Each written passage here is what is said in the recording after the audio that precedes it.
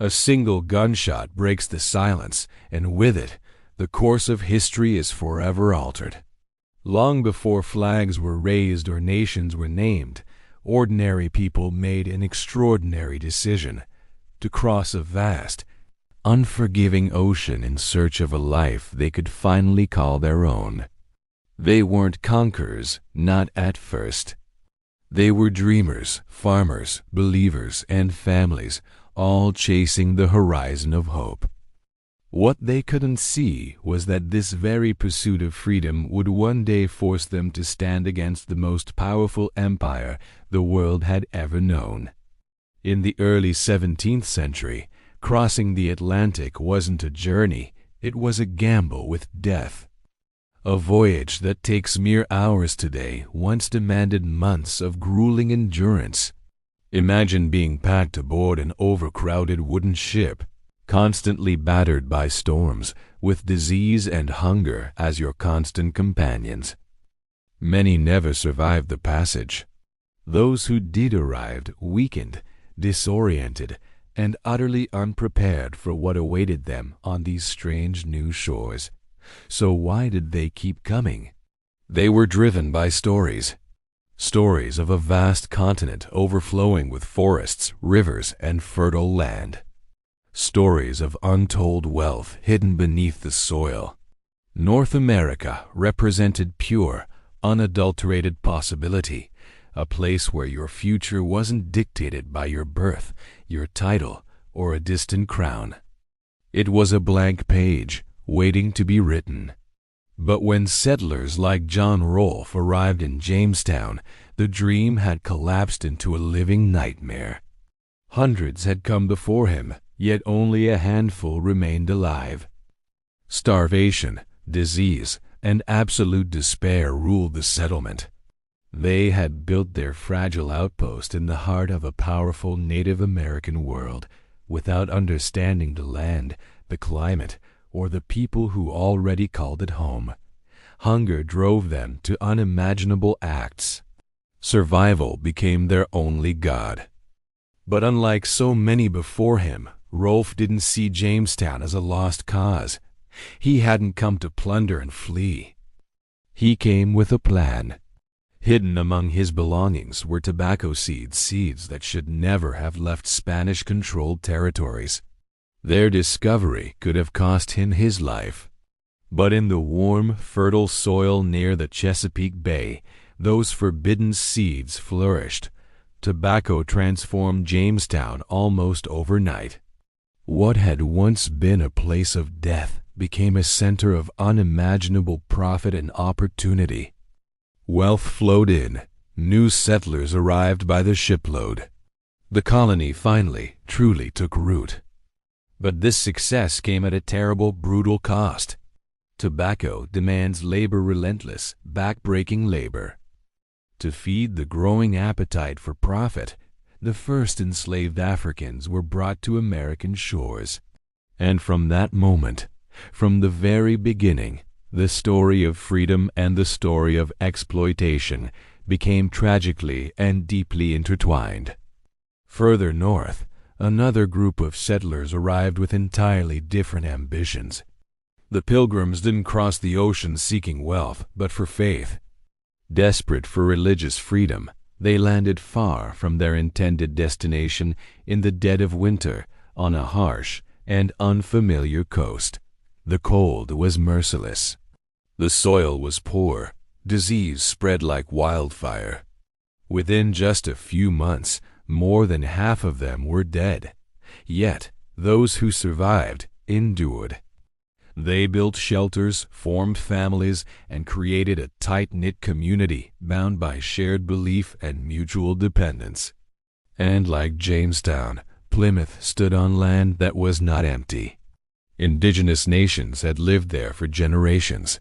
Though many had already been devastated by European diseases years earlier, against all odds, moments of cooperation emerged. Native peoples taught the settlers how to grow crops, how to fish, and how to survive in this unforgiving land. For a brief, fragile moment in history, survival depended not on conquest, but on shaky alliances. As the decades passed, the colonies expanded. Ships continuously crossed the Atlantic, carrying a diverse mix of people from across Europe and Africa: merchants, laborers, enslaved men and women, refugees, and fortune seekers. Small farms grew into bustling towns. Towns became thriving cities. Trade flourished. Timber, fish, crops, and other goods flowed across the oceans. The colonies grew wealthier, healthier, and more self-reliant than the lands their inhabitants had left behind. Life was different here. Colonists generally paid fewer taxes, had a real chance to own their own land, and raised large families. And with each new generation born on American soil, a new identity began to form.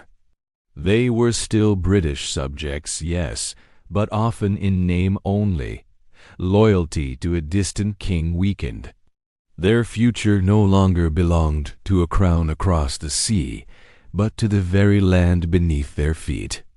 So when Britain attempted to tighten its grip and extract more wealth from its increasingly prosperous colonies, resistance was inevitable. Taxes were imposed without any representation in Parliament. British soldiers, the famous redcoats, began to fill colonial streets, turning major ports like Boston into occupied cities. Commerce slowed. Tensions rose. Resentment hardened into defiance. Clashes became unavoidable. When British troops fired into a crowd in Boston, killing unarmed colonists, the shock and outrage rippled across the continent. Images and written accounts of the Boston Massacre spread rapidly. What Britain called maintaining order, the colonists called tyranny. For the first time, a dangerous idea began to take hold in the minds of many, that separation from the empire wasn't just possible, it was necessary. Information became a weapon. Newspapers, pamphlets, and messengers on horseback connected distant colonies with remarkable speed. Ideas traveled faster than armies. When Britain shut down Boston Harbor as punishment for rebellion, the message was unmistakable: obey or be crushed. In response, colonial leaders gathered to decide their future. In Philadelphia, farmers stood beside lawyers. Merchants debated with wealthy landowners. Disagreements were fierce, but one truth became undeniable. An attack on one colony threatened them all. And for the very first time, they began to speak not as Virginians or New Englanders, but as Americans.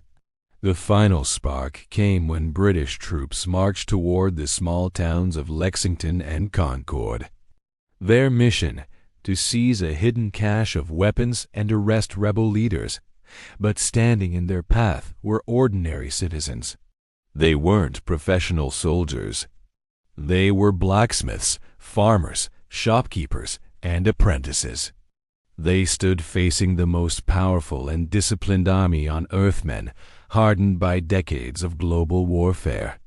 No one knows for sure who fired the first shot, but when it rang out across the quiet morning green, the world changed forever. That single moment ignited a revolution. It wasn't just the beginning of a war. It was the birth of an idea. The idea that ordinary people, united by a shared belief rather than a common bloodline, could challenge empires. What followed would be a long, violent, and uncertain struggle. Cities would burn. Families would be divided. Thousands would die. Victory was far, far from guaranteed. But something irreversible had begun. 7 generations after crossing an ocean in search of opportunity, their descendants now fought to defend the right to choose their own destiny. They stood against an empire that had no intention of surrendering its colonies lightly.